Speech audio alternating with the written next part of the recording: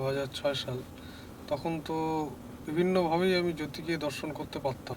তখনও বিভিন্নভাবে দেখতাম যে চোখের সামনে একটা সাদা পোর্টাল খুলে গেল এবং সেখান দিয়ে আমি যেতে শুরু করলাম। এবং সাধারণ মানুষদের ক্ষেত্রে জেনারেলি জ্যোতির কালার কিন্তু একটু কালচে ধরনের থাকে। আচ্ছা। একে জ্যোতির্বিজ্ঞানই বলা হয়। এই জ্যোতির্বিজ্ঞানই আপনার জ্ঞানগঞ্জে শেখানো হয়। এটাই হচ্ছে জ্যোতির্বিজ্ঞানের মূল রহস্য। আমি এটাই প্রথম শুনলাম যে সাধারণ মানুষের মধ্যে এই জ্যোতি বিষয়টা রয়েছে। আমি একবার দৈব থাপ্পড়ও খেয়েছিলাম। আচ্ছা, কিরকম? সেই সাম্ভবিক ক্রিয়া যখন আমাকে আয়ত্ত করানো হয়েছিল, তখন আমি সূক্ষ্মভাবেই মাকে চারদিকে দেখতে পাচ্ছি। নির্বিকল্প সমাধি এখন আমার হয়নি, কিন্তু সবিকল্প সমাধি হয়েছে, যার ফলস্বরূপ আমি জানতে পেরেছি আমি কি। হুম। যার পরিণামে যেটা হয় সমাধি হলে, মানে সবিকল্প সমাধির ক্ষেত্রে, যে কাজই তুমি করতে যাও, তুমি ইনস্ট্যান্টলি তোমার এই হাতটাকে ধরো দেখছো। তোমার সাধনার দিনগুলোর মধ্যে তুমি পরলোকের প্রভাব বা পরলোকের স্পর্শ, যেটাকে বলা হয় ভৌতিক অভিজ্ঞতা, কিভাবে পেয়েছো, কেমন পেয়েছো, একটু বিস্তারিতভাবে যদি বলো। তোমার ক্ষেত্রে এই দৈব সাকার দর্শনের কোনো ঘটনা ঘটেছিল কি? হ্যাঁ, 2026 সালে ঘটনাটাই আগে বলছি। 2026 সালে সাধনাকালীন আমার দুজন ব্যক্তিত্বের সাথে পরিচয় হয়েছিল। যখন আমি সাধনা শুরু করি 2018 সাল থেকে, তখন যে কোনো জিনিসে হাত দেওয়া মাত্রই, এই আঙ্গুলটা টাচ করা মাত্রই, অঙ্গ শিথিল করে তুমি তোমার আত্মাকে বাইরে বার করে নিলে, তারপরে যখন আবার প্রবেশ করাচ্ছ। এই সময় পুরোটাই দায়িত্বে থাকে মহামায়ার কোলে। আর বাইরে ফিজিক্স থেকে ছুতেও পারবে না। কিন্তু অধ্যাত্ম বিজ্ঞানও তো একটা বড় বিজ্ঞান, মহাবিজ্ঞান। হ্যাঁ। সাধারণ বিজ্ঞানের সাথে তাহলে তার তফাৎটা কোথায়? 2021 সালের ঘটনা। তখন আমি দেখতে পাচ্ছি যে আমার শরীরের চারদিকে শনি বলয়ের মতো অনেকগুলো আলো এসে বলয় আকার তৈরি করছে। দৈবত, আজকে সাধক অলৌকিক রহস্য চ্যানেলে আবার আমরা বসেছি তোমার বেশ কিছু বিরল এবং দুর্লভ দৈব অলৌকিক অভিজ্ঞতা পরবর্তী ক্ষেত্রগুলোতে হয়েছিল সেগুলো জানার জন্য।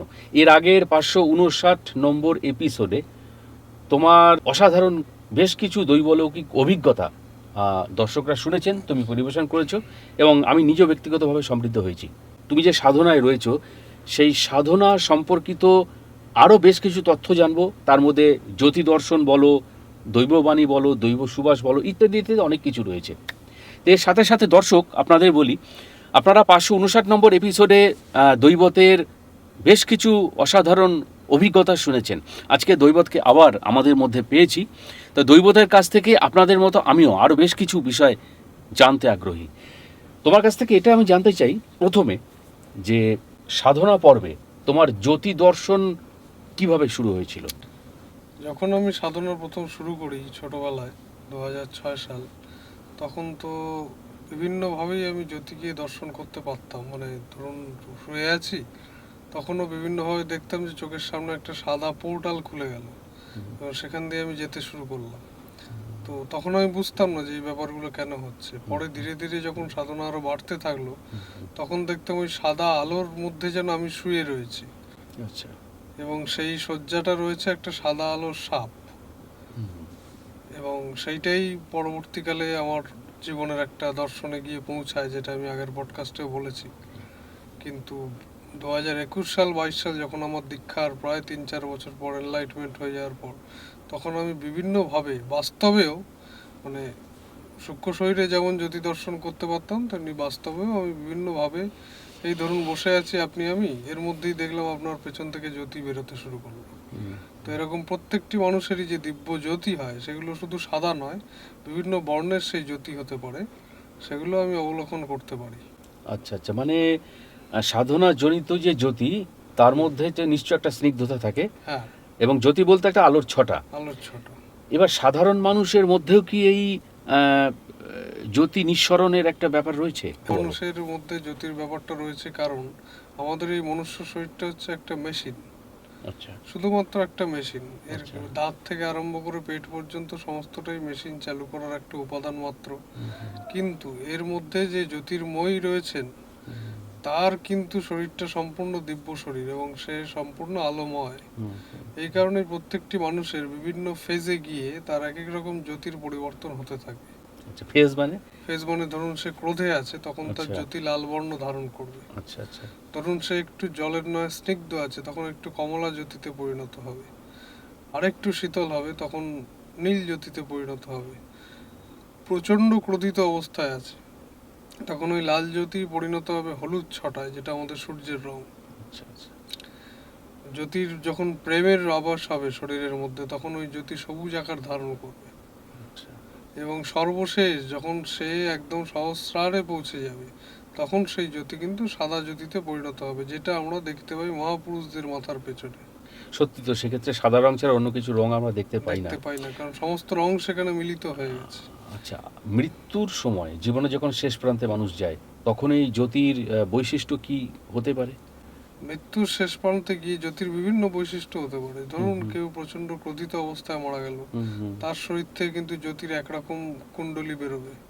হুম কিন্তু যারা মহাপুরুষ হয়, তারা মৃত্যুর সময়, যেমন আমরা স্বামীজির ক্ষেত্রেও দেখতে পেয়েছি, হুম একমাত্র সাদা জ্যোতিই তার ব্রহ্মরন্ধ্র থেকে নির্গত হয়। হুম হুম।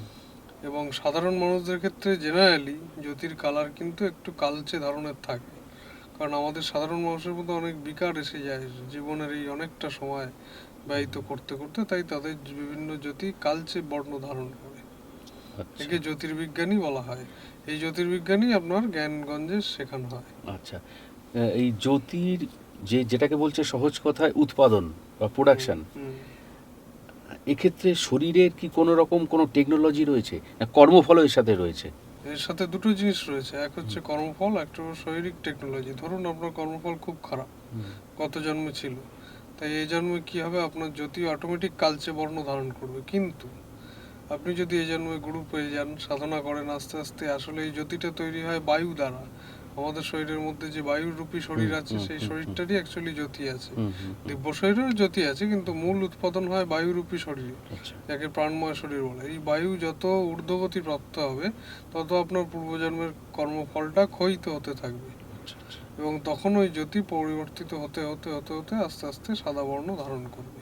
এবার সাধারণ মানুষদের ক্ষেত্রে কি হয়, যেহেতু সবাই তো সাধনা পায় না, হুম তাই জন্য এই জ্যোতি কোনো এক জন্মে কালচে থেকে একটু হালকা হতে পারে, একটু হালকা থেকে আরেকটু হালকা, এভাবে জন্ম জন্মান্তর ধরে এটা হালকা হতে। ওই জন্যই আমাদের একটা কনসেপ্ট আছে, ধরুন যাদের গায়ের রং কালো হয়, তাদের অড়া অ্যাকচুয়ালি জ্যোতিকে এক অড়া বলা হয়। এই অড়াটা কিন্তু নেগেটিভ অড়া, গত জন্মে ছিল। এবার এখানে একটা কনফ্লিক্ট কোশ্চেন আসছে পারে, কৃষ্ণের রং তো কালো ছিল, হ্যাঁ হ্যাঁ কিন্তু এখানে বলে দিই, কৃষ্ণের রং কালো ছিল না, শ্রীরামচন্দ্রের রঙও কালো ছিল না। শ্যাম বর্ণ, শ্যাম বর্ণ মানে যেটা আমাদের সবুজ নীলের একটা মিশ্রণ, যেটা পরম প্রেমকে নির্দেশ করে। এটাই হচ্ছে জ্যোতির্বিজ্ঞানের মূল রহস্য। আমি এটাই প্রথম শুনলাম যে সাধারণ মানুষের মধ্যে এই জ্যোতি বিষয়টা রয়েছে। আমরা তো এই জ্যোতি বিচ্ছুরিত হতে দেখেছি মহাপুরুষদের ক্ষেত্রে, দেবদেবীর ক্ষেত্রেই, কিন্তু সাধারণ মানুষের ক্ষেত্রেও যে হয় এটা আমি তো জানলাম, আজকে একে অনেক জানলাম। সময় অড়া স্ক্যানিং বলা হয়। আচ্ছা যারা অড়া স্ক্যানার রয়েছে, তারা এই অড়া স্ক্যানিং করতে পারে, তার রিপোর্টও আছে। আমারই এক স্টুডেন্ট আছে আচ্ছা যার অড়া স্ক্যানিং করা হয়েছিল, মানে সে এখানে থাকে না, ব্যাঙ্গালোরে হ্যাঁ। থাকে। তো সেই অড়া স্ক্যানিং করলে বোঝা যায় যে তার জ্যোতিটা কেমন।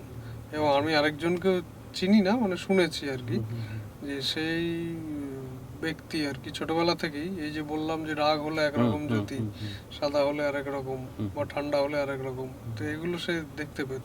এই দেখতে পেতো মানে এখানে তার সাধনার একটা বিষয় সাধনা, রয়েছে। পূর্বজন্মের সাধনার একটা বিষয় রয়েছে। আচ্ছা, এই জ্যোতি সম্পর্কে তো জানলাম, বেশ ভালো কিছু কথা শুনলাম। তবে জ্যোতির সাথে সাথে আরেকটা বিষয় রয়েছে, যেটা হলো দৈববাণী। হুম। দৈববাণী বা দৈবধ্বনি। হুম।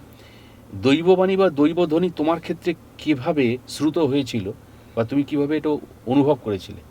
আমি দৈববাণী ছোটবেলা থেকে অনেক শুনেছি। এবং প্রথমেই বলি, যখন প্রথম সাধনা আমার শুরু হয় হঠযোগ বিদ্যা 2010-12 ওই টাইমটাতে, তখন আমি বিভিন্ন দৈব মেসেজ পেতাম যে এটার পর এটা করতে হবে, তারপর ওটা করতে হবে, এগুলো কিভাবে যোগটাকে সাজাতে হবে। মাঝখানে আমার যোগ সাধনা কিছুদিন বন্ধ ছিল, তো তারপর যখন আবার নতুন করে শুরু করার যে একটা উদ্যোগ, সেটা আমাকে দৈববাণীর মাধ্যমেই দেয়া হতো। আচ্ছা, এটা কিভাবে, তুমি কি কোনো ভাইব্রেশনে পেতে, না পুরো না, শুনতে পুরো পেতে? শুনতে পেতাম, কানের সামনে কেউ যেন পুরুষ বলছে। কণ্ঠ না নারী কণ্ঠ? নারী কণ্ঠে। আচ্ছা কারণ আমাকে সবসময় মহামায়া সাপোর্ট করে, কারণ আচ্ছা। আমি গত পডকাস্টে বলেছি পূর্বজন্মের যে আমার বিষয়টা, আমি মহামায়ার সাথে ডিরেক্ট কথা বলতে পারতাম। আচ্ছা তো তিনিই আমাকে গাইড করতে থাকেন, আচ্ছা তো তার ধ্বনিটা আমি কন্টিনিউয়াস শুনতে পাই। আচ্ছা। তো এরকম করতে করতে আমি দুটো উদাহরণ দিচ্ছি, যেমন ছোটবেলায় বললাম যে যোগের ক্ষেত্রে বুঝতে পারতাম যে কোনটার পর কোনটা করতে হবে, ঠিক তেমনই যখন আরও যোগ সাধনাটা বাড়লো এবং গুরুর কাছে ক্রিয়াযোগ রাজযোগে দীক্ষা পেলাম, তখন আমি দুটো জিনিস পরিষ্কার শুনলাম। এক তো আমি কে, হুম। আর 2 নম্বর হচ্ছে এই যে যোগটাকে সারা পৃথিবীতে ছড়িয়ে দিতে হবে। হুম। এছাড়াও এই যে যোগের কোনটার পর কোনটা কি নাম হবে, তার কি ব্যাপার, কাকে কাকে তুই দিবি, এই সমস্ত কিছু কিন্তু আমি দৈববাণীর দ্বারা এখনো শুনতে পাই। এছাড়াও বিভিন্ন আমি মন্ত্র লাভ করেছি দৈববাণীর থেকে। আচ্ছা, দৈববাণী তোমার সাধনায় যথেষ্ট সহায়তা করেছে। হুম। তার মানে বিষয়টা হলো যে ক্রমাগত নজরটা রয়েছে, হুম। দৃষ্টিটা রয়েছে, হুম। যে কারণে প্রয়োজন মতো তোমাকে গাইড করছেন আর কি। এই দৈববাণীর ক্ষেত্রে আমি আমার একটা ছোট্ট ঘটনা মনে পড়ছে, সেটা এই ক্ষেত্রে দর্শকদের আমি শেয়ার করছি, তোমাকেও বলি যে আমি তো জানো যে আমি শিক্ষকতার কাছে যুক্ত আছি। তা কোনো একটি কারণে আমি আমার কোনো একটি ক্লাসে সম্ভবত তখন 7 বা 8 একটি ছেলেকে আমি খুব তিরস্কার করেছিলাম, কিন্তু জিনিসটা নিয়ে আমি খুব চিন্তা করছিলাম যে এই তিরস্কার করাটা এইভাবে ঠিক হলো কি না, সেক্ষেত্রে রিপারকেশন কিছু হতে পারে কি না। কারণ সত্যি কথা বলতে কি, ভালো মন্দ বিচারটা পরের কথা, আগে রিয়াকশানটা। কারণ এখন সমাজ শিক্ষকদের প্রতি খুব অ্যাগ্রেসিভ, এটা আমি পুরো একদম অন ক্যামেরাই বলছি। কারণ আছে, সব ক্ষেত্রে আমি নিজেদের ধোয়া তুলসী কথা মনে করি না, সমস্যা আমাদেরও আছে। কিন্তু বিষয় যেটা সেটা হলো, এটা নিয়ে খুব চিন্তা করছিলাম যে এই যে তিরস্কারটা করলাম, এর এফেক্ট আমার উপর কিছু আসতে পারে কি না, পরের দিন আমি স্কুলে যাব, কি হলো না হলো। সেই দিন ভোরবেলা আমার কানের কাছে একজন আমাকে রীতিমতো তিরস্কার করলেন, একটি পুরুষ কণ্ঠ তিরস্কার করলেন, এবং কানে মানে কীরকম লাগে, কানের কাছে জোরে আওয়াজ হলে যেমন কানে বলে না এত জোরে আওয়াজ করছে কারণ কানে লাগছে, সেই রকম জোরে আওয়াজ। এটা তুই কি করলি, কি বললি ওকে তুই, পুরো কানের সামনে একবারই বলেছেন, এটা তুই কি করলি বা কি বললি, এরকম করে আমাকে বলা হলো। সমস্যা কিছু হয়নি, আমার কর্মস্থলে সমস্যা কিছু হয়নি, কিন্তু আমাকে তিরস্কৃত হতে হলো, আমাকে বলতে হলো। আমি এইরকমভাবে নিজের কানে কখনো কারোর কথা শুনিনি। তো এটা দৈববাণী বা অন্য কিছু কিনা আমি জানি না। তবে বিষয়টা হলো আমাদের প্রত্যেকটি মুহূর্ত, প্রত্যেকটি ক্ষেত্র তার নজরে থাকে। আমি একবার দৈব থাপ্পড়ও খেয়েছিলাম। আচ্ছা, কিরকম? সেটা হচ্ছে সাধনা করতে গিয়ে আমার কিছু ভুল হয়।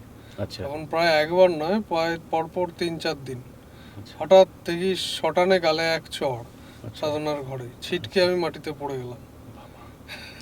তো প্রথমে বুঝতে পারিনি, তারপর দেখি আবার এই গালে আরেকটা চড়। তো তারপর গুরুদেবকে জানাই, তো গুরুদেব বললেন যে তুমি দেবদূতের দ্বারা প্রহারিত হচ্ছ, কারণ তোমার সাধনায় কিছু ভুল আছে। এবং এটাও একটা কিন্তু দৈববাণীরই একটা পার্ট। নিশ্চয়ই, যেভাবেই হোক কোনো না কোনো ভাবে ওনারা ইঙ্গিত তোমায় দিয়ে দেবে। কিন্তু তুমি যে ভুল পথে যাচ্ছ সেটা তো বোঝালেন, তুমি কারেকশনটা কিভাবে করলে? কারেকশনটা আমার গুরুদেবকে বললাম, তখন গুরুদেব আমাকে বলেইলেন যে এই জায়গাটা তুই ঠিক কর। তার মানে ওই জায়গাটা ভুল ছিল নিশ্চিত। যাক, প্রতি মুহূর্তে আমরা নতুন অভিজ্ঞতা অর্জন করছি তোমার কাছ থেকেও। এবং অলৌকিক বিষয়টা কিন্তু সিনেমার পর্দার কোনো নায়ক নায়িকার মতো দূরের বস্তু নয়, এটা আমাদের বাস্তব জীবনের সাথে যুক্ত। যারা এটা উপলব্ধির মধ্যে দিয়ে বুঝতে চান তাদের জন্য এটার দুয়ার খোলা। সাধনার ক্ষেত্রে ভাব একটা বড় বিষয়, এবং তার সাথে সমাধি লাভ করা বা সমাধি প্রাপ্ত হওয়া, এই বিষয়টা ভাব এবং সমাধি তোমার সাধনার ক্ষেত্রে কিভাবে তুমি প্রত্যক্ষ করেছো? এখানে দুটো জিনিস আসবে। ভাবের ক্ষেত্রে যদি বলতে চাই তাহলে এক কথা বলতে হয় যে ভাব বলতে ভাবনা নয়। এখানে মা যেমন ঠাকুরকে বলেছিলেন তুই ভাব মুখে থাক, মানে তুমি সূক্ষ্মভাবে মাকে সবসময় দেখতে পাবে। যখন আমি একটা ক্রিয়া বলি সাম্ভবী ক্রিয়া, সেই সাম্ভবী ক্রিয়া যখন আমাকে আয়ত্ত করানো হয়েছিল তখন আমি সূক্ষ্মভাবেই মাকে চারদিকে দেখতে পাচ্ছি। তো এটা গেল ভাবের ঘর, যেটা তুমি সূক্ষ্মভাবে দেখতে পাবে স্থূল শরীরে। আচ্ছা। কিন্তু এটা কিন্তু বাস্তব নয়, মানে স্থূলভাবে স্থূলকে দেখছো না। আর সমাধির ক্ষেত্রে যদি বলতে হয়, সমাধি অ্যাকচুয়ালি দু রকমের আছে, সবিকল্প নির্বিকল্প। নির্বিকল্প সমাধি এখন আমার হয়নি, কিন্তু সবিকল্প সমাধি হয়েছে, যার ফলস্বরূপ আমি জানতে পেরেছি আমি কি। যার পরিণামে যেটা হয় সমাধি হলে, মানে সবিকল্প সমাধির ক্ষেত্রে যে কাজই তুমি করতে যাও, তুমি ইনস্ট্যান্টলি তোমার এই হাতটাকে ধরো দেখছো, তুমি দেখতে থাকবে যে হাতটাই ক্রমশ তোমার যে স্বরূপ সেই স্বরূপে কনভার্ট হচ্ছে। এটা কিন্তু বাইরের কেউ বা সামনের কেউ দেখতে পাবে বুঝবে না এটা তুমি, বা যদি সামনে তোমার গুরু বা কোনো সাধক ব্যক্তি থাকে একমাত্র তারাই বুঝতে পারবে। সেটাই হলো সবিকল্প সমাধির লক্ষণ। তোমার চলন বলন হাব ভাব সবই সেই স্বরূপের মতনই হয়ে যাবে, অ্যাকচুয়ালি তুমি যে স্বরূপ। আচ্ছা, এক্ষেত্রে তাহলে তুমি এই সমাধিটার প্রথম অংশটা অর্জন করেছো? হ্যাঁ, সবিকল্প সমাধি। আচ্ছা, সবিকল্প সমাধি আর নির্বিকল্প সমাধি এক্ষেত্রে মূল পার্থক্যটা কি? নির্বিকল্প সমাধিতে হয় দেহটা পড়ে থাকে এখানে, আত্মাটা দীর্ঘকালের জন্য অন্যান্য লোকে চলে যায়। এবং এখানে নিয়ম হচ্ছে শরীর যদি 21 দিনের বেশি এরকম পড়ে থাকে তাহলে ওই শরীরে আর আত্মা প্রবেশ করে না। এটা নির্বিকল্প সমাধি, এটা অকেজ হয়ে গেল শরীর। অকেজ হয়ে গেল। কিন্তু সবিকল্প সমাধিতে তা নয়। সবিকল্প সমাধিতে সামান্য কারণে, মানে সামান্য সময়ের নিরিখে আত্মা বাইরে বেরোবে, সে নিজের স্বরূপ দর্শন করবে বা নিজের স্বরূপে উপনীত হবে, হয় আবার পুনরায় শরীরে প্রবেশ করবে এবং জাগতিক ভাবে সে যে কাজই করুক না কেন তার স্বরূপ জ্ঞানটা থাকবে। অনেকটা জাতে মাতাল তালে ঠিক যাকে বলা হয়, সেই জিনিসটা তার থাকবে। তাহলে নির্বিকল্প সমাধির ক্ষেত্রে এটা তো মনে হচ্ছে খুব উচ্চ স্তরের বিষয়, খুবই উচ্চ স্তরের বিষয়, এবং সবার হয়। হ্যাঁ, এবং জ্ঞানগঞ্জের প্রায় সব যারা রয়েছেন তারা বেশিরভাগই নির্বিকল্প সমাধিতে রয়েছেন। দেহটা পড়ে রয়েছে, কিন্তু এখানে কর্মের জন্য আসছেন, বিভিন্ন রূপে সেই কাজটা করছেন, আবার সেখানে ফিরে যাচ্ছেন। হ্যাঁ, সেটা করছেন। আচ্ছা, কায়াকল্প পরিবর্তন, কায়াকল্প আর এই সমাধি, সেটা নির্বিকল্প আমি বা সবিকল্প, কার সাথে বেশি মানে সম্পৃক্ত বা কাছাকাছি? নির্বিকল্প সমাধির সাথে বেশি সম্পৃক্ত, কারণ সে অনেক দিনের জন্য কায়াকে পাল্টাতে পারবে। কিন্তু সবিকল্প তো তা হবে না, সবিকল্প কিছু মুহূর্তের জন্য সে পাল্টাতে পারবে। তারপরে নির্বিকল্প সমাধির সাথে কায়াকল্পটা যুক্ত। তাহলে এক্ষেত্রে যারা দেহ পরিবর্তনের কথা বলা হচ্ছে, যেমন আমরা যদি এখানে আমাদের আধ্যাত্মিকতার দৃষ্টিতে আমাদের প্রিয় নেতাজির কথা ধরি, অনেকে বলেন যে তিনি দেহ পরিবর্তন করে অনেকভাবে রয়েছেন, অনেকের সে উপলব্ধি বা দাবি করে থাকেন। তাহলে সেক্ষেত্রে তো তারও নির্বিকল্প সমাধি আয়ত্ত হয়েছে বলা যায়। কারণ নেতাজি কিন্তু শ্রী বরদাচরণ মজুমদারের কাছে যখন ক্রিয়াযোগ দীক্ষা পান, তারপর কিন্তু অনেক অলৌকিক ঘটনাও নেতাজি ঘটাতে পেরেছেন। সেটা কি কিছু তুমি বলতে পারবে? যেমন নেতাজির পক্ষে ওই একার পক্ষে এতটা সৈন্য সামন্ত নিয়ে সাবমেরিনে করে পালিয়ে যাওয়া, এটা কিন্তু মুখের কথা নয়। এটা কিন্তু পেছনে রয়েছে ওনার ক্রিয়াযোগের শক্তি। 8 মাস জলের তলায়, এবং ক্রিয়াযোগের শক্তি ছাড়া এটা সম্ভব না। এবং ঠিক এই কারণেই উনি কিন্তু বেলুর মঠে গিয়েও যখন ধ্যানে বসতেন, ঘন্টার পর ঘন্টা ধ্যানে বসে থাকতে পারতেন। এটা কিন্তু এক প্রকারের ওনার সমাধি এবং ভাবের পর্যায়ে, উচ্চ পর্যায়ে পৌঁছে গেলেই সম্ভব। এবং যেমন আমরা উদাহরণ পাই যে শ্রীরামকৃষ্ণও, সে আজকে যে এত বড় সাধক, সারা পৃথিবী জোড়া নাম, কিন্তু ওনার পূর্বজন্মটা নিয়ে কিন্তু কেউ নাম করে না। উনি নারায়ণের অবতার ঠিকই, কিন্তু সেটা ওভারঅল একটা দৃষ্টিতে। কিন্তু ব্যক্তিগতভাবে উনি ছিলেন গত জন্মে পরাশর বলে এক বালক। যে বালক মহামায়া অন্তপ্রাণ, যেটা নিয়ে একটা সিনেমাও হয়েছে, আদ্যা শক্তি মহামায়া। সেখানেই দেখবেন শ্রীরামকৃষ্ণের পূর্বজন্মটা বলা আছে। হ্যাঁ, সত্যি শ্রীরামকৃষ্ণদেবের পূর্বজন্ম নিয়ে খুব একটা আলোচনা শোনা যায় না, এটা চাপা পড়ে গেছে। এই যে জগৎটা, যেটা আমাদের চোখের বাইরে, কিন্তু আধ্যাত্মিক জগতে যথেষ্ট পরিমাণেই এর সাড়া পাওয়া যায়। এক্ষেত্রে তোমার সাধনার দিনগুলোর মধ্যে তুমি পরলোকের প্রভাব বা পরলোকের স্পর্শ, যেটাকে বলা হয় ভৌতিক অভিজ্ঞতা, কিভাবে পেয়েছো, কেমন পেয়েছো, একটু বিস্তারিতভাবে যদি বলো।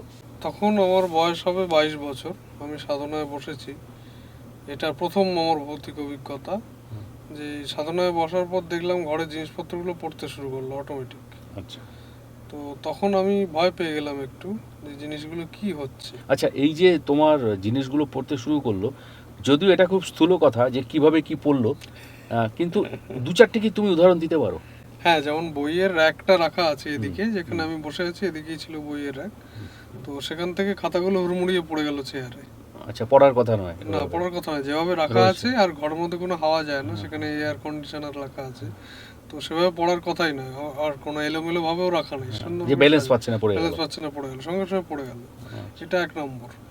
2 নম্বর, পেছনে একটা কাগজ মতো রাখা আছে, সেখানে খসখস খসখস আওয়াজ। আচ্ছা, চাবির যে নবটা হয় যেখানে ঢুকি, সের উপরে যে একটা গার্ড মতো দেয়া থাকে, ওটার কন্টিনিউয়াস দোলন। তো এইগুলো হতে থাকতো। এবার আমি তো ধ্যান করেই যাচ্ছি, কারণ গুরু আজ্ঞা আছে যে তুমি সাধন থেকে উঠবে। এবং এটাও যখন করে পারছে না, তখন দেখছি ডিম লাইটটা নিভছে বন্ধ হচ্ছে। রাত, আমি তখন এতটাই ভয় লাগতো যে আমি রাত্রিবেলা আলো জ্বালিয়ে আর কি বসতে হতো। তো তারপরেও যখন দেখছি যে কিছু হচ্ছে না, তখন দেখছি ধ্যানের সময় আমি বুঝতে পারছি যে পেছন থেকে কেউ হাত বাড়াচ্ছে আমার ঘাড়ের দিকে। আচ্ছা আচ্ছা। তখন আমি জোরে জোরে মন্ত্র চ্যান্টিং করা শুরু করে দিলাম। এবং তখন দেখি আস্তে আস্তে আমি এখানে দৈব সুবাসের একটা গন্ধ নিয়ে আসবো, যে আমি যে পড়েছিলাম যে যখন দেবদূতরা চলে আসেন তখন দৈব সুবাস একটা হয়, যেটা সুন্দর গন্ধ, গাঁদা ফুলের গন্ধ। ওটা কিন্তু গাঁদা ফুলের সিজন নয়, আচ্ছা কিন্তু তখন সারা ঘরময় গাঁদা ফুল এবং রজনীগন্ধা ফুলে ভরে গেল। এবং তখন আমি দেখলাম যে ওই ব্যাপারটা কেটে গেল, কিন্তু ঘর থেকে তো কেটে গেল, কিন্তু ঘরের পাশের ঘরে এবার আমি যখন বেরিয়ে যাচ্ছি শৌচকর্মের জন্য, ভোর তখন 3টে 3:30, তখনও দেখছি ঘরের মধ্যে কিছু যেন আছে, চলাফেরা করছে, কিন্তু চোখে অতটা ধরা পড়ছে না, খুব ফাস্ট। তো এবং যেতে যেতে দেখলাম যে গায়ে পুরো কাঁটা দিয়ে উঠলো। এটা গেল 2021-22 ওই সময়কার ঘটনা। 2024-এও আমি এরকম একটা ঘটনা ফেস করেছিলাম, তখনও সাধনার ওই পর্যায়ে যখন ছিলাম। তখন আমার ভয়টা লাগতো না, কিন্তু আমি দেখতে যে কে আছে, তখন আমি দেখেছি একটা সাদা ছায়া মূর্তি প্রকট হলো। তখন আমি তাকে বলেছিলাম, তুমি যেখান থেকে এসেছো সেখানে চলে যাও। কিন্তু সে কেন এসেছিল সেই সেই সেটা কি তোমার জানা কারণ হয়েছিল? আমি কোনোদিন খুঁজে জানতে পাইনি। চাওনি নাকি? আমি জানতে চাইওনি, আর কোনোদিন আমার মনে সেই ওই প্রশ্ন বিষয়গুলো নিয়ে তোমার আগ্রহ নেই? আগ্রহ নেই, আমার আসেও নেই। তো আমি গুরুদেবকে বলেছিলাম, এবং সাধনার মধ্যে রিসেন্টও একটা ভৌতিক ঘটনা ঘটেছে যে যখন সূক্ষ্ম শরীরে আমরা অ্যাস্ট্রাল ট্রাভেলে বেরিয়ে যাই, তখন আমাকে বেশিরভাগই 4th ডাইমেনশনে পাঠিয়ে দেওয়া হয়, এবং সেখানে বিভিন্ন যজ্ঞের মাধ্যমে অনেক আত্মাকেই মুক্তি দেওয়া হয়। তো সেই ধরনের ঘটনা ঘটতেই থাকে আকছার। এবং গুরুদেবকে বলার পর গুরুদেব বলেন যে হ্যাঁ, 4th ডাইমেনশনে তুমি গেছিলে, তোমাকে পিশাচ বা প্রেতে এরকম ভাবে অ্যাটাক করেছিল। আচ্ছা, এই যারা ধরো রয়েছেন, যাদের মুক্তি হয়নি, তাদেরই আমরা ভূত বা প্রেত বলি? না, ওরকম ব্যাপার না। আপনি তাহলে? আমি মারা গেলে সেই শরীর থেকে প্রেতই বেরোবে। শরীর ছাড়লেই সেটা প্রেত? সেটা শরীর ছাড়লেই সেটা প্রেত। এই শরীরটা শুধু অন্নময় কোষটা রয়েছে। এখানে পঞ্চকোষ একটু আমি বলে দিই, সেটা হচ্ছে অন্নময় কোষ, প্রাণময় কোষ, মনোময় কোষ, জ্ঞানবিজ্ঞানময় কোষ, আনন্দময় কোষ। এই প্রাণময় কোষ দিয়ে যে অংশটা, সেটাই হচ্ছে প্রেত শরীর, যেটার কাজই হচ্ছে পিতৃলোকে গিয়ে বসে থাকা এবং অনেক বাসনা নিয়ে থাকা, এবং সে চাইবেই আরেকটা জন্ম নিতে। কিন্তু যারা সাধক হয় তারা এই প্রাণময় কোষকে লয় পাইয়ে দেয়, মানে ধ্বংস করে দেয়। তাহলে পড়ে রইল কি শুধু আনন্দময় কোষ, সেটা কিন্তু দিব্য শরীর বা রাধাকৃষ্ণের শরীর, সেইটা ডাইরেক্টলি বেরিয়ে চলে যায়। দেহর আর পরোয়া করে না, না, তখন সেটা তাদের কাছে তুচ্ছ। অর্থাৎ দেহটার তুচ্ছতা যারা লয় করতে পারেন নাই, তারাই এই বিষয়গুলোর মধ্যে জড়িয়ে পড়েন। তাহলে যারা সাধনা করেন, ধরো তোমার মতো যারা সাধনা করেন, তোমাদের প্রতি আগ্রহের তাদের কারণটা কি? কারণ তারা চান যে প্রাণময় কোষে তারা থেকে কষ্ট পাচ্ছেন, এবার তারাও চায় আনন্দময় কোষে কি করে পৌঁছাবো। কিন্তু দুঃখের বিষয়, স্থূল শরীর ছাড়া সূক্ষ্ম শরীরে সাধনা করাটা একটু টাফ, কঠিন। মেশিনগুলো তো নেই। মেশিনগুলো নেই না, দেহটা আছে, কিন্তু দেহের মধ্যে যে একটা ছন্দ, এই ছন্দটা একমাত্র স্থূল শরীরেই সম্ভব। সূক্ষ্ম শরীরে সেই ছন্দটা সম্ভব, আবার সেই দিব্য শরীর হয়ে গেলে সেই ছন্দটা সম্ভব। কিন্তু এই মাঝের এই জার্নিটা, ওই জন্য বলে না, মরে যাওয়ার পর কষ্টটা আরো দ্বিগুণ, কারণ সে মাঝখানে ফেসে আছে। মাঝের কোষগুলোর কষ্ট প্রচন্ড। তো ওই জন্যই তো আমাদের পিণ্ড দানের সংস্কার আছে, পিণ্ড খাইয়ে খাইয়ে তার আরেকটা যাতনা শরীর তৈরি করা হয়। আমি আগেরটাতে বলেছিলাম কিনা জানি না, তবে এটাতে বলছি, পিণ্ড দানের মাধ্যমে যাতনা শরীর তৈরি করা হয়। তারপর সেই যাতনা শরীরকে নিয়ে যমরাজেরা যমলোকে যায়, সেখানে গিয়ে তার বিচার হয়, সে মোক্ষ পাবে কি পাবে না।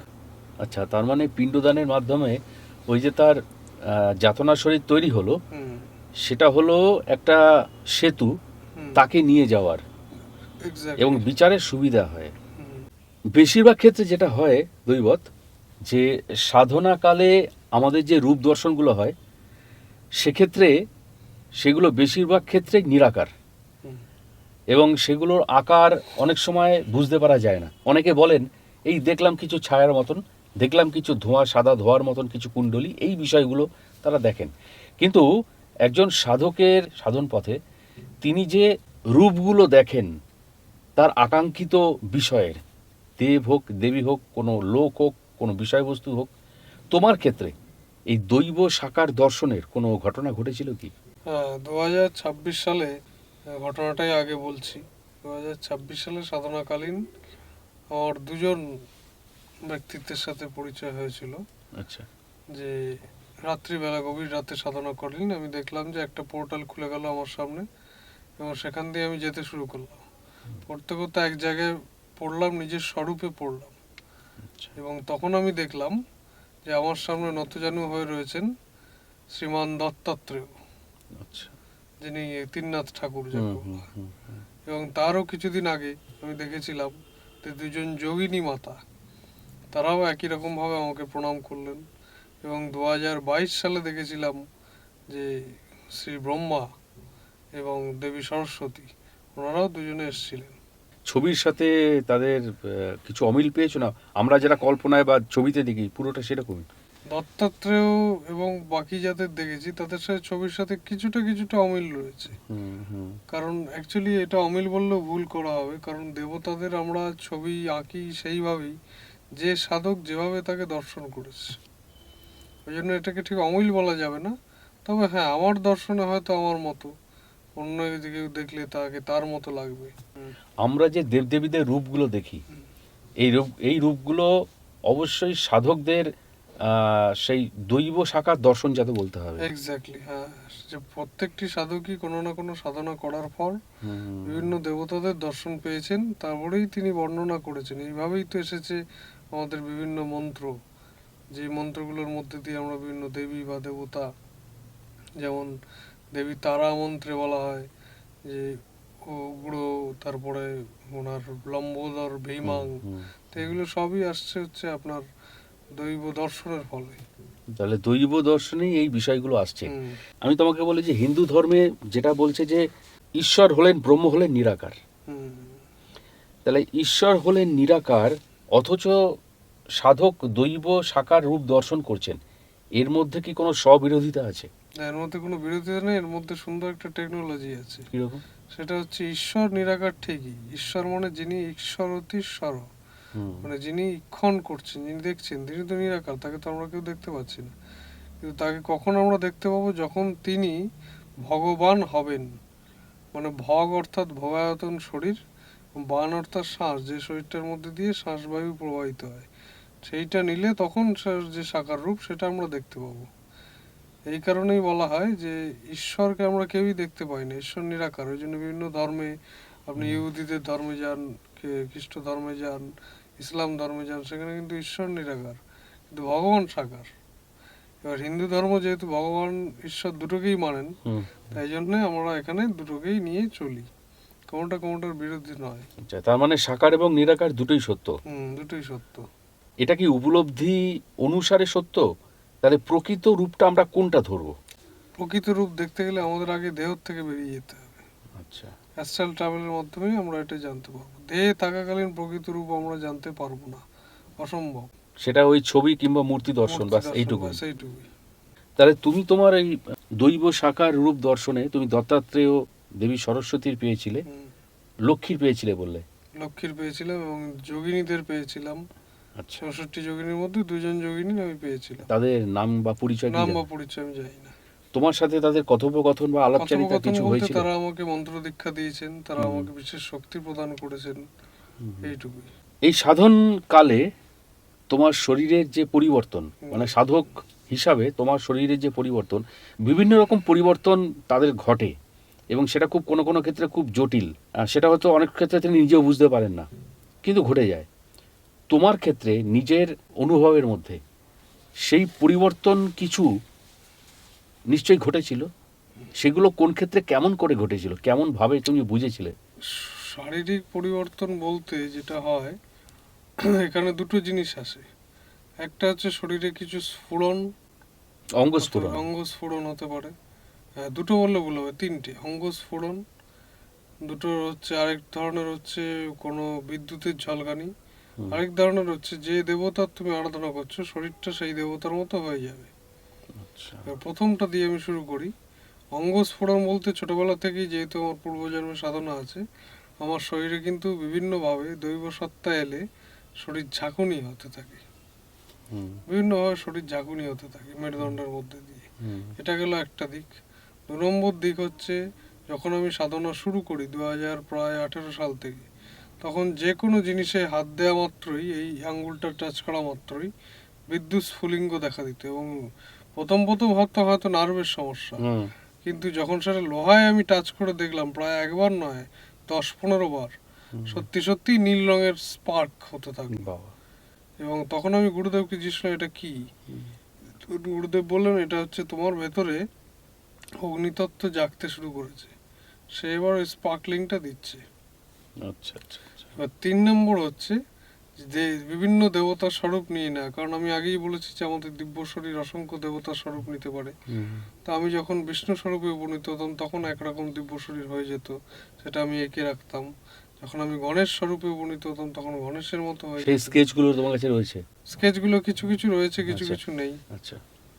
তো এইভাবে আমি নিজে তৈরি করতে পারতাম। তোমার এই বিষয়টার সাথে আমি বহুদিন আগে একটা লাইভ করেছিলাম। যোগাচার্য অশোক কুমার চট্টোপাধ্যায়, ক্রিয়াযোগী, কলকাতা পুলিশে চাকরি করতেন, কিন্তু ব্যক্তিগত জীবনে সাধনা করতেন। এইবারে একদিন এইভাবে সাধনা করাকালীন মানে তোমার এই কথা প্রসঙ্গে মনে আসলো বলেই বলছি, অনেক দর্শক হয়তো জানেন যারা এগুলো দেখেছেন বা তারা পড়েছেন যে তার স্ত্রী এটা জানতেন না, তিনি দরজা বন্ধ করে এই কাজটা করছিলেন। তা কেউ একজন তাকে ডাকতে এসেছিলেন, তখন তার স্ত্রী স্বাভাবিকভাবে তাকে ডাকতে এসছেন যে কোথায়, তুমি কোথায় গেলে। তা দরজাটা খুলতেই তিনি দেখছেন ধ্যানস্থ রয়েছেন। তা তাকে বারবার ডাকা সত্ত্বেও তিনি সাড়া দিচ্ছেন না। গায়ে টাচ করতেই ঘটে গেল এক বিপর্যয়। তা যোগাচার্যের গায়ে জাস্ট ঠেলা দিয়ে বলতে গেছিলেন যে কি গো তোমায় ডাকছি, উনি এসছেন, এই বিষয়টা। সঙ্গে সঙ্গে কারেন্ট একদম, এবং উনি অসুস্থ হয়ে পড়লেন, ওনার স্ত্রী প্রায় ছিটকে পড়ার মতো অবস্থা, এবং বেশ কয়েকদিন শয্যাশায়ী ছিলেন। তারপর অশোক কুমার চট্টোপাধ্যায় বললেন যে আসলে ব্যাপারটা এই অবস্থা, আমি যখন থাকবো আমাকে এইভাবে ডাকবে না। তা তোমার যেই বিষয়টা তুমি বলছো আমি রিলেট করছি। অনেক দর্শক হয়তো গালগপ্প, ভণ্ডামি, প্রতারণা ইত্যাদি অনেক অভিধানে যতগুলো আছে এগুলো মানে একে একে সরবার নিক্ষেপ করতে শুরু করবেন। আমি সেই জন্য তোমারই কথার রেফারেন্সে আমি ঘটনাটা বললাম যে এটা কিন্তু রয়েছে, এটা রয়েছে। তাহলে এই যে শরীরে বিদ্যুৎ প্রবাহ এটা হওয়া, তার মানে শরীরের মধ্যে কিন্তু একটা শক্তির সঞ্চয় হয়েছে, এবং সেই শক্তিটা সত্যি সত্যি যে রয়েছে পৃথিবীর পার্থিব উপাদানের সঙ্গে তার সংস্পর্শে তার যে রিয়াকশন, সেটা পুরোপুরি প্রমাণিত হচ্ছে। পুরোপুরি প্রমাণিত।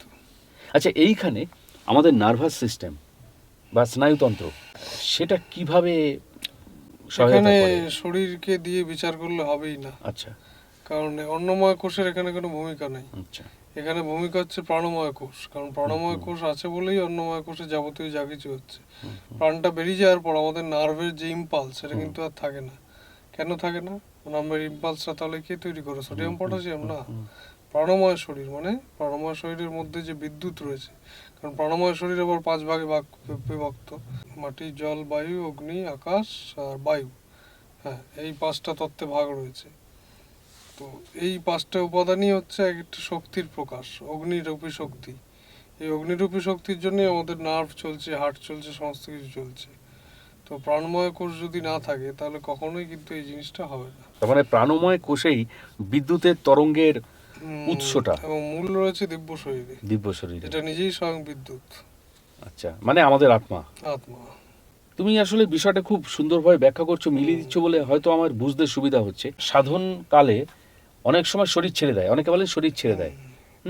আমি আমার এই অংশের কোনো সার আমার নেই, কিছু নেই, এইটা কেন হয়, বা তোমার ক্ষেত্রে এটা কিভাবে হয়েছিল? এইটা ইদানিং খুব বেশি হচ্ছে যে শরীর ছেড়ে দেওয়ার মতো একটা অবস্থা। এবং আগে যখন সাধনা প্র্যাকটিস করতাম তখন যেটা হতো, কিছু কিছু সাধনা রয়েছে যে সাধনার মাধ্যমে শরীরকে আস্তে আস্তে অবশ করে দিতে হয়। কারণ শরীরকে যতক্ষণ না অবশ করা যাচ্ছে ততক্ষণ আত্মা কিন্তু বাইরে বেরোবে না। তুমি এই অবস্থা কিভাবে সেটা করবে? সেটা বিভিন্ন টেকনিক রয়েছে। মন্ত্রোচ্চারণ নাকি না, কোনো মন্ত্র ক্রিয়া? উচ্চারণ না, কোনো ক্রিয়া রয়েছে। সেই ক্রিয়াটা করতে করতে শরীর পুরো শিথিল হয়ে যাবে। একে অঙ্গ শিথিল বিদ্যা বলা হয়। আচ্ছা অঙ্গ শিথিল বিদ্যা অভ্যেস করতে করতে করতে করতে আত্মা শরীর থেকে বাইরে বেরিয়ে বিভিন্ন লোকে পরিভ্রমণ করতে পারে। আচ্ছা, সেক্ষেত্রে সেই মুহূর্তে রক্ত সঞ্চালন তো বন্ধ হয়ে যাচ্ছে না, শরীরে, রক্ত সঞ্চালন বন্ধ হচ্ছে না। তাহলে শিথিলটা কি করে হচ্ছে? প্রাণের কিছু পরিমাণ অংশ বডিতে থাকছে, যার কারণে খুব আস্তে আস্তে রক্ত চলছে, আচ্ছা, খুবই আস্তে। তাহলে শিথিলতা ক্রিয়ার মাধ্যমে ক্রিয়ার সম্ভব, মাধ্যমে সম্ভব। না হলে আত্মা সেখান থেকে বেরোতে পারছে না। বেরোতে পারবে না। তোমার ক্ষেত্রে এটা হয়েছে? বহুবার হয়েছে। বহুবার। শরীরের যদি তোমার ব্যক্তিগত সমস্যা না থাকে, মানে কোন ক্ষেত্রগুলোতে তুমি শিথিল করো, কোন ক্ষেত্র বা কোন ফুল অঙ্গ? বডি, পায়ের নখ থেকে আরম্ভ করে মাথার চুল পর্যন্ত। আচ্ছা, পুরো বডি শিথিল হয়ে মরার মতো পড়ে থাকবে, তবে গিয়ে আত্মা বেরোতে পারবে। এক্ষেত্রে শ্বাস নিয়ন্ত্রণের কোন ব্যাপার রয়েছে? না না না, এখানে ছোট্ট একটা ওই কবিতারূপী ক্রিয়া রয়েছে। আচ্ছা মানে আপনি সেই কবিতাটা বলতে থাকবেন, অটোমেটিক বডি শিথিল হয়ে যাবে। আচ্ছা, সেটা তো আমি ওপেনলি বলতে পারছি না। নিশ্চয়ই নিশ্চয়ই। না আসলে কত কিছু অজানা রহস্য রয়েছে, আমরা রহস্য বলি কারণ জানি না বলে, হুম, আমাদের কাছে এগুলো চমৎকৃত করে, হুম, কিন্তু তোমাদের কাছে যারা সাধনা করো তাদের কাছে ব্যাপারগুলো খুব স্বাভাবিক। শিথিল করে, অঙ্গ শিথিল করে তুমি তোমার আত্মাকে বাইরে বার করে নিলে, তারপরে যখন আবার প্রবেশ করাচ্ছ, এই সময় পুরোটাই দায়িত্বে থাকে মহামায়ার কোলে। হুম উনিই আত্মাকে বাইরে বার করবেন, হুম, উনিই যথাসময় আবার আত্মাকে প্রবেশ করাবেন। যখন প্রবেশ করাচ্ছ তখন কি আবার দেহের শৈথিল্য হ্যাঁ, কেটে যায়? দেহ আবার ঝাঁকুনি দিয়ে উঠে দেহের মধ্যে প্রাণের সঞ্চার হতে থাকে। কোনো কোনো ক্ষেত্রে মৃতদেহে যে প্রাণের সঞ্চার, হুম, যেটা তৈলঙ্গ স্বামী করেছেন বা অনেকে হুম, হুম, অনেক বড় বড় সাধক করেছেন, কিংবা প্রত্যক্ষত কারোর উপস্থিতি ছাড়াই আবার দেহে প্রবেশ করছে, হুম, হুম, হুম। তাহলে সেক্ষেত্রে ক্রিয়াটা কে করেন? তিনি তো সাধারণ মহামায়া, মানুষ। মহামায়া। আচ্ছা, এখানে মহামায়ার গুরুত্ব আছে। মহামায়ার ইচ্ছা ছাড়া কোনোটাই সম্ভব নয়। এক্ষেত্রে নিয়ন্ত্রণটা তিনি করছেন। তিনি করেন। মানে যে ক্রিয়াটা তুমি করে নিজেরটাকে হুম। শিথিল করে বাইরে বার করছো, এক্ষেত্রে কর্তা তুমি, হুম, নিয়ন্ত্রক তিনি, হুম। নিয়ন্ত্রক উনি। এবার সাধারণ মানুষের ক্ষেত্রে যখন প্রাণ ফিরে আসছে, মানে ওখানে আমি কর্তাও তিনি, নিয়ন্ত্রকও তিনি। কিন্তু আহ, এমন অনেক ভুল হয়, সেই জমালয় জীবন্ত মানুষের মতো ভুল করে Exactly. চলে যাওয়া, হুম, কিন্তু তখনও তার সময় হয়নি, হ্যাঁ। তখনও তার সময় হয়নি। অ্যাকচুয়ালি ভুল বলে তো কিছু নয় এখানে, আচ্ছা, সময় হয়েছে বলেই গেছে। কিন্তু আমরা ফিরে নিজেকে, আসছেন তো আবার কোনো কারণে। সেটা তো দেখুন, তাহলে তো আমাকে চলে যেতে হয় এখন ঋষি মার্কণ্ডেয় জীবনীতে। হুম তার ক্ষেত্রে তো ভুল কিছু নয়, ঠিকই যে এই সময়ের পর তার দেহ যাবে, কিন্তু এই ভুলটাকে আবার ভুলটাকে ঠিক করে দেওয়া হলো। এ দেখুন পুরোটাই কিন্তু মহামায়ার লীলা। এখানে আমরা ভুল ঠিক বলে বিতর্কের মধ্যে গিয়ে কোনো ব্যাপারই না, কোনো সমাধান পাবো না। পাবো না, কারণ পুরোটাই মহামায়ার হাতে। উনি ভুল করবেন, উনি আবার ভুলটাকে ঠিক করে দেবেন। অতএব ভুল ঠিক ওনার কাজে বলাই যায় না, উনি যা করবেন সেটাই ঠিক। এক্ষেত্রে তো কর্মফলটাকে আনা যাচ্ছে না, এক্ষেত্রে প্রধান ওই যে সিদ্ধান্ত তো কর্মফল তিনি বলে নিচ্ছেন। কিছু হয় না তো। আমরা আমাদের বিচারে ভাবি যে কার্মিক ব্যালেন্স বলে কিছু হ্যাঁ, আছে, হ্যাঁ। কিন্তু অ্যাকচুয়ালি পুরোটাই তার খেলা। উনি মানে খেলেন। সেক্ষেত্রে উনি কি সুপ্রিম কোর্টের প্রধান বিচারপতি? এক্স্যাক্টলি। বিচারপতি বললেও ভুল হবে, উনি এমনই একজন যিনি আমাদেরকে পুতুলের মতো খেলাচ্ছেন। হুম হুম তিনি বিভিন্ন পুতুল তৈরি করছেন, তার মধ্যে তিনি ঢুকে পড়ছেন, ঢুকে পড়ে তিনি খেলছেন তার সাথে। নিজের সাথে খেলা করা যাকে বলে, যেমন করে আপনি দাবা সাজিয়ে হুম, নিজেই এপারেও খেলবেন ওপারেও খেলতে হুম, পারবেন, হুম, হুম, হুম। ঠিক এরকমই এখানেও ঠিক তাই। খুব ইন্টারেস্টিং জিনিস এটা। হুম, হুম। সাধনা চলাকালীন শ্বাস প্রশ্বাস নিয়ন্ত্রণ বা শ্বাস প্রশ্বাসের গতি নিয়ন্ত্রণ একটা বড় কথা, এটা বড় অভ্যাস। তা শ্বাসের গতি হ্রাস করা কিংবা দ্রুত করা কিংবা কি প্রয়োজনে করা, এই বিষয়টা যদি একটু খুলে বলো। এইখানে আমাকে একটা তত্ত্ব নিয়ে আসতে হয় যে শ্বাসের গতি অ্যাকচুয়ালি কি। এই শ্বাসের গতি হচ্ছে চিন্তার গতি। হুম, আমাদের সাধারণ মানুষদের ক্ষেত্রে 1,00,000 চিন্তার গতি সবসময় বিরাজ করে। এবার ঠিক তার উপরেই থাকে 10,000, তার উপরে 1,000, তার উপরে 100, তার উপরে 1, তার উপর 0। এবার সাধনার চেষ্টা হচ্ছে 1,00,000 থেকে শূন্যে নিয়ে যাওয়া। এবার যখন আমি প্রথম সাধনা শুরু করি হঠযোগ, তখন ওই 1,00,000 থেকে 10,000 অব্দি চিন্তা যেত। এবার এটা প্রায় অনেক বছরের একটা ব্যাপার, আগেই বলি, মানে একবারেই শ্বাসের গতি হ্রাস হবে না। এবার যখন এটা ধীরে ধীরে আরও কমতে থাকলো, তখন আমি দেখলাম চিন্তার স্রোতগুলো ক্রমশ সংখ্যায় কমতে থাকছে এবং একটা পিরামিডের আকার নিয়ে নিচ্ছে। এবং সর্বোপরি এখন এসে আমি দেখছি যে হ্যাঁ, আমার কিন্তু জিরো চিন্তাই বিরাজ করে। তাহলে উপায়, জাগতিক সব জিনিস কি তাহলে ভুল হয়ে যাবে? হ্যাঁ, হতো হতো 2022 সাল থেকে তাই হতো। তখন উপায় হচ্ছে যা যা কাজ আছে সব একটা ডায়েরিতে নোট ডাউন করো, তারপর তুমি সাধনা বসো, অটোমেটিক চিন্তা কমতে থাকবে। এইটাই হচ্ছে শ্বাসের গতি হ্রাসের একমাত্র তত্ত্ব। মানে নোট ডাউন করা মানে সেটা মন থেকে বার করে দেওয়া। এক্স্যাক্টলি। বা সময়টাকে ভাগ করে না যে 1 ঘন্টার মধ্যে আমার চিন্তার গতি 1,00,000 আমি রাখবো না, হুম হুম। বা কখনোই রাখবো না। তার জন্য লিখে রাখলাম, যেটা তখন দরকার দেখলাম, দেখে করে ফেললাম। আচ্ছা, শূন্য চিন্তা যেটাকে বলছো, হুম, সেই শূন্য চিন্তা মানে হলো একেবারে যার কথা চিন্তা করে তুমি করছো শুধু তাকেই চিন্তা করা, না সেটাও নয়। সেটাও নয়, জিরো, কেটে তাহলে দাও। সেই অবস্থায় শূন্য চিন্তা বিষয়টা কিভাবে শূন্য সম্ভব? চিন্তা বিষয়টা হচ্ছে একটা ভ্যাকুয়াম, একটা ঘোর একাকিত্ব। আচ্ছা, শূন্য চিন্তা অ্যাকচুয়ালি একাকিত্বের সাথে অনেকটা লিন, সেখানে তুমি ছাড়া আর কেউ নেই। তখন দেখবে অটোমেটিক শরীর থেকে আত্মা বাইরে বেরোবে এবং সে একটা পোর্টালের মধ্যে দিয়ে যেতে শুরু করে দেবে, আচ্ছা, আচ্ছা। এবং তখন শরীর শিথিল হয়ে শরীর ঘুমিয়ে পড়বে। মানে চিন্তা যখন হচ্ছে না তখন টানটা খুলে যাচ্ছে, টানটা ছাড়িয়ে যাচ্ছে। টানটা ছাড়িয়ে যাচ্ছে। চিন্তাই তো আমাদের পিছু টান তৈরি করে। ঠিক ঠিক, কামনা বাসনা ইত্যাদি অনেক কিছুই। হ্যাঁ হ্যাঁ, প্রত্যেকটা ক্ষেত্রে তো আমরা অবশ্যই একটা পূর্ব জ্ঞানের সাথে মেলালেও আমি যুক্তিটা মানতে পারি। ঠিক। তাহলে শ্বাসের গতি হ্রাস এক্ষেত্রে নিশ্চয়ই কোনো ক্রিয়ার দ্বারা সেটা সম্ভব। অবশ্যই একটা গুহ্য ক্রিয়া আছে যেটার দ্বারা, যেটা দীর্ঘকাল প্রায় 12-13 বছর করতে করতে এই জিনিসটা অভ্যেস হয়ে যায়। এবার শ্বাসের ক্রিয়া হ্রাস তার একটা, যেমন আমাদের 80-120 আমাদের রক্তের যে Pressure। প্রেশার, তাহলে সেই অবস্থায় 80-120 যে নর্মাল অবস্থা, শ্বাসের ক্রিয়া হ্রাস পেলে তার উপর নিশ্চয়ই প্রভাব পড়ে। না, এখানে প্রেশারের উপর কোনো প্রভাব পড়বে না, এখানে আচ্ছা। শুধুমাত্র চিন্তার উপর প্রভাব পড়বে। আচ্ছা। চিন্তা কমে যাবে, কিন্তু চিন্তা কমে গেলে প্রেশারের উপর প্রভাব পড়বে না, তার কারণ হচ্ছে চিন্তা যত বেশি করবে প্রেশার কিন্তু তত বাড়তে থাকে। হুম চিন্তা কমলেই প্রেশার একমাত্র নর্মাল থাকবে 80-120। হুম। এটা একটু সুবিধা আছে।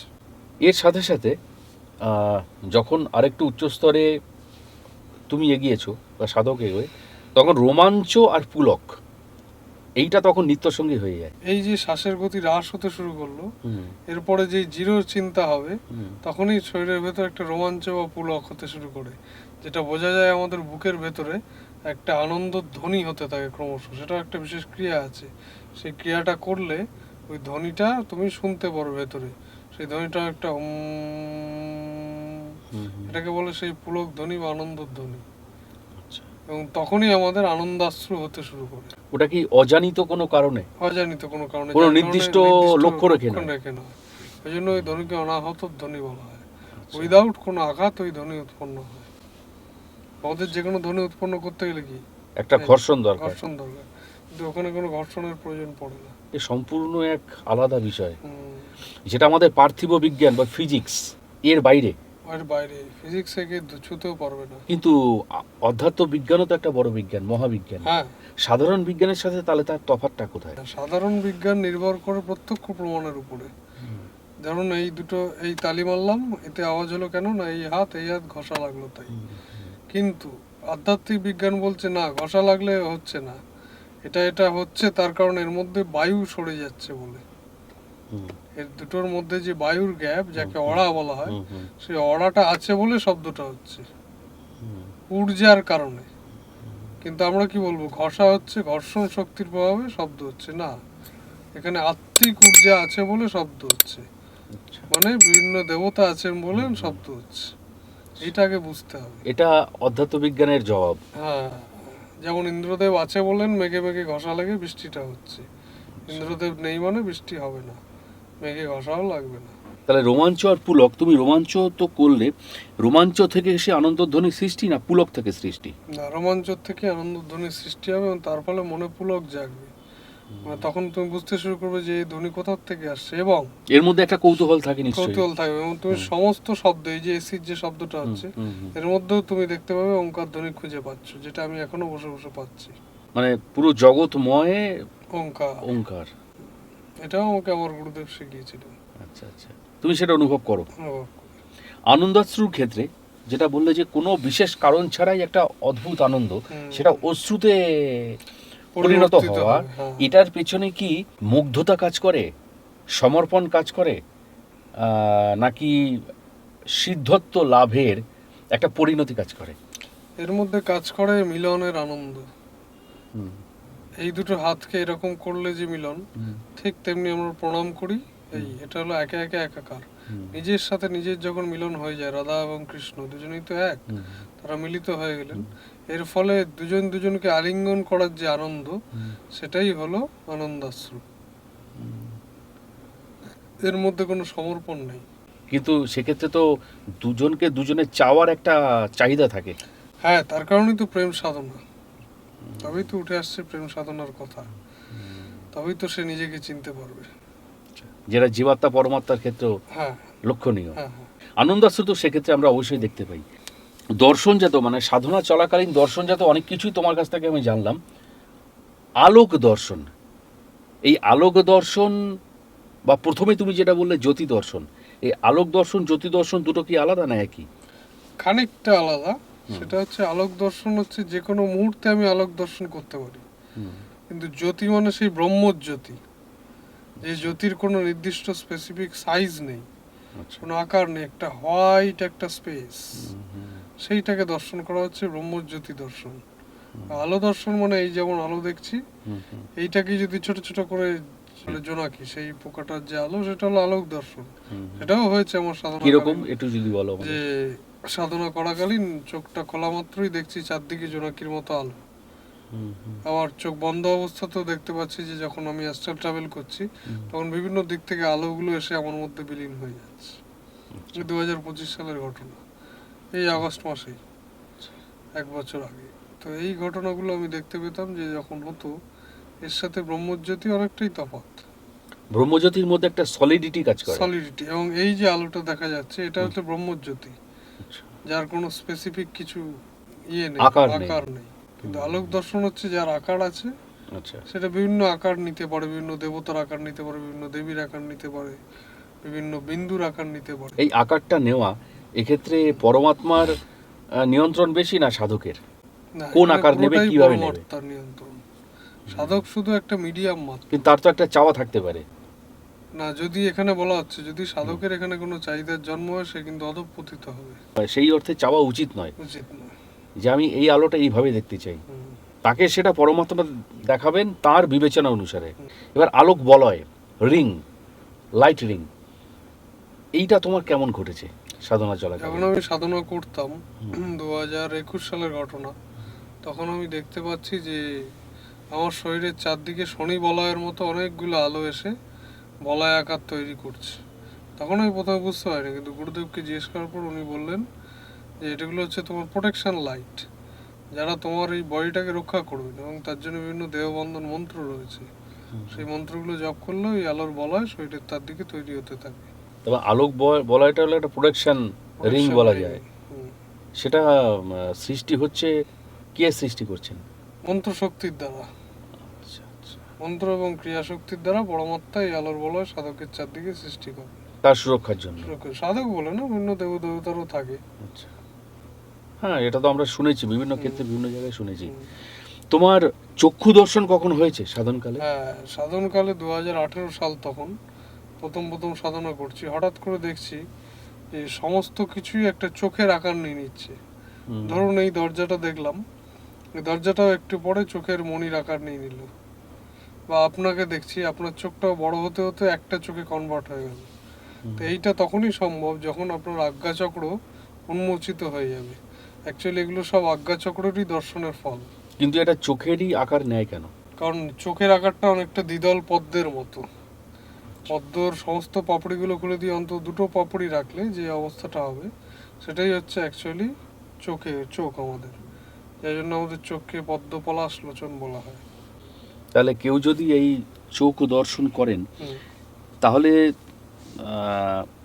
মোটামুটিভাবে সাধনার কোন স্তর পর্যন্ত গেলে সেটা দর্শন সম্ভব? আজ্ঞাচক্র পর্যন্ত তাকে উঠতে হবে। আচ্ছা। তবে গিয়ে তার এই চোখ দর্শনটা সম্ভব হবে। সেই চোখ দর্শনের ফলে তার নিজের আধ্যাত্মিক সাধনার অগ্রগতির ক্ষেত্রে এর তাৎপর্য কতটা?